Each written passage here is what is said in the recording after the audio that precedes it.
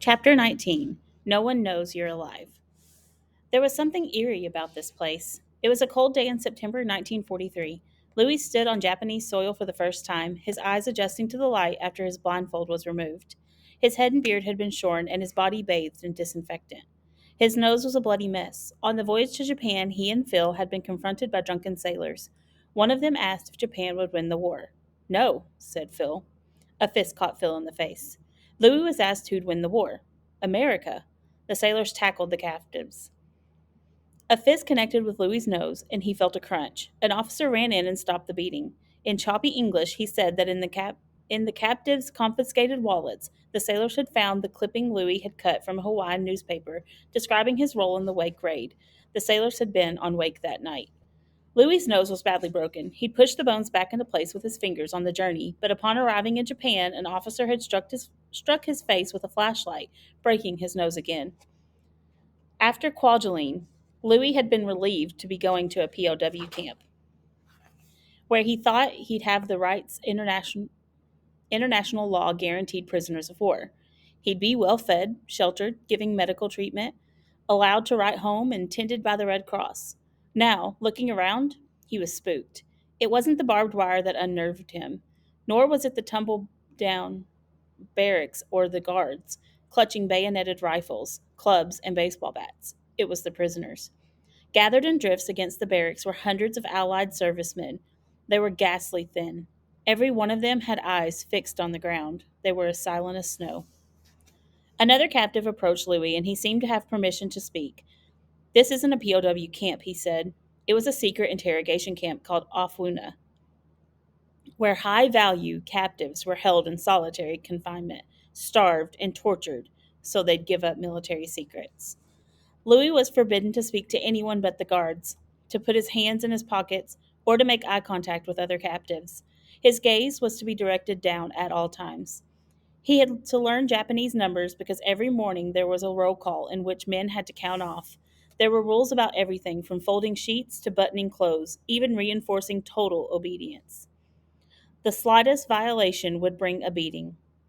In this secret place, the Japanese could and did do anything they wanted to captives. They can kill you here, Louis was told. No one knows you're alive. Louis was led to a cell. His bed was a straw mat with 3 paper sheets. The window had no glass, and the walls were particle board. The ceiling made of tar paper.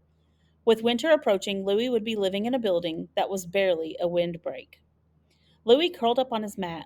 There were dozens of men in cells near him, but there was no sound. In this warren of captives, Louis was alone. Afuna was a place dedicated to breaking men's souls, and Louis soon learned what a hell it was. Each day began at 6, a clanging bell, a shouting guard, captives running outside for inspection. Louis would fall into line of haggard men. Guards stalked them, yelling intelligibly.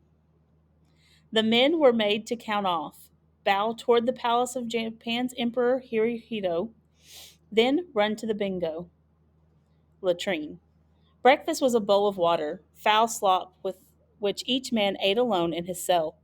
Then they were given knots of wet rope and forced to bend double, put the rope on the floor, and wash the barrack aisles at a run, or sometimes waddling duck style, while guards swatted at them. Outside again, the guards forced the captives to run or perform calisthenics, often until they collapsed. When the exercise was over, the men had to stand outside regardless of the weather. The only breaks in silence were the screams in the interrogation room. Beatings were almost constant. Men were beaten for virtually anything, folding their arms, cleaning their teeth, talking in their sleep, and most often, for not understanding orders issued in Japanese. Dozens of men were clubbed in the knees for one man's alleged infraction. Any attempt they made to protect themselves, ducking, shielding their faces, provoked more violence. The beatings were of such intensity that many of us wondered if we'd ever live to see the end of the war. The captives weren't just beaten, they were starved. Meals usually consisted of a bowl of broth with a bit of vegetable and a bowl of or half bowl of rancid rice, sometimes mixed with a little barley. The food was infested with rat droppings, maggots, and so much sand and gravel that Louis's teeth were soon pitted, chipped, and cracked. The extremely low caloric diet intake and foul food put men's lives in jeopardy. Parasites and intestinal infections made diarrhea universal. Malnourishment related diseases were epidemic. Most feared was beriberi, caused by vitamin B1 deficiency. One form of it caused grotesque swelling of the extremities. Testicles would swell to the size of bread loaves. Untreated, beriberi was often fatal. The ringmasters of the violence were the guards. At Afuna, as at the scores of POW camps in Japan and its conquests, the guards were the dregs of the military. Some were too incompetent for any other duty. Others were deranged. Among nearly all Afuna guards, there were two common characteristics. One was marked stupidity, the other was murderous cruelty. The cruelty was a product of Japan's military culture. All Japanese soldiers were regularly beaten by their superiors, in the belief that it would strengthen them. Guards occupying the lowest station in the military that applauded brutal domination of underlings vented their frustrations on the helpless prisoners under their authority. This tendency was powerfully reinforced by two opinions then common in Japan. Just as Allied soldiers, like the cultures they came from, often held venomously racist views of the Japanese, Japanese soldiers and citizens usually carried caustic prejudices about their enemies, seeing them as brutish beasts or fearsome devils. The racism and the hatred and fear it generated further inspired abuse of Allied prisoners. From earliest childhood, Japanese citizens were taught that to surrender or be captured was intolerably shameful. The Japanese military field code made clear what was expected of men facing capture. Rather than live and bear the shame of imprisonment, the soldier must die and avoid leaving a dishonorable name. In many hopeless battles, virtually every Japanese soldier fought to the death. At times, soldiers committed mass suicide to avoid surrender. The revulsion most Japanese felt for those who were captured extended to Allied servicemen. To abuse, enslave, and even murder a prisoner was acceptable, even desirable. Though under great pressure to conform to a culture of brutality, a few guards refused to join the violence.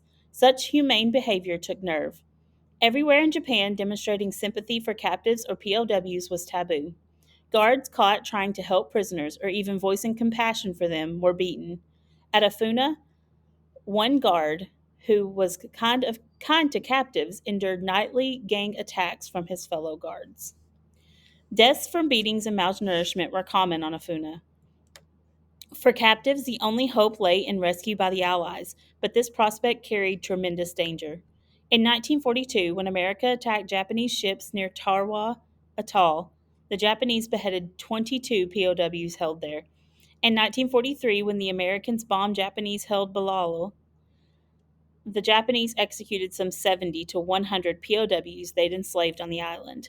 Then, shortly after Louis arrived to Afuna, American ships attacked Wake, where the 98 captured Americans were still being used as slaves. The Japanese promptly shot all the prisoners.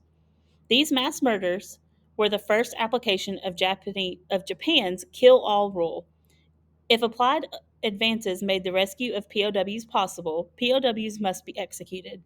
A message sent to all POW camp commanders stated, whether they are destroyed individually or in groups, or however it is done, with mass bombing, poisonous smoke, poisons, drowning, decapitation, or what, dispose of them as the situation dictates.